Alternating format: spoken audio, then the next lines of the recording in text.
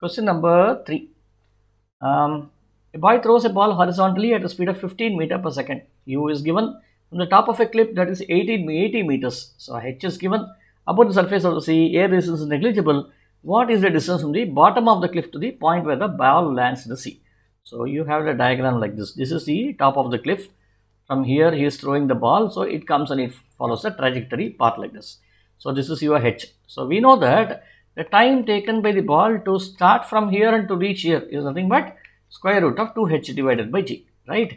So which should be, refer projectile motion for this horizontal projectile motion, you will get to know, which should be 2 into what is h? H is 80 meters, 80 divided by 10, 0 goes away, 2 into 8 is 16, so root 16 should be equal to 4. And this distance is nothing but ux into t, right? Which should now be equal to, what is ux? 15. 15 multiplied by 4 should be equal to 60 meters. The answer is 60 meters, which is B. Okay.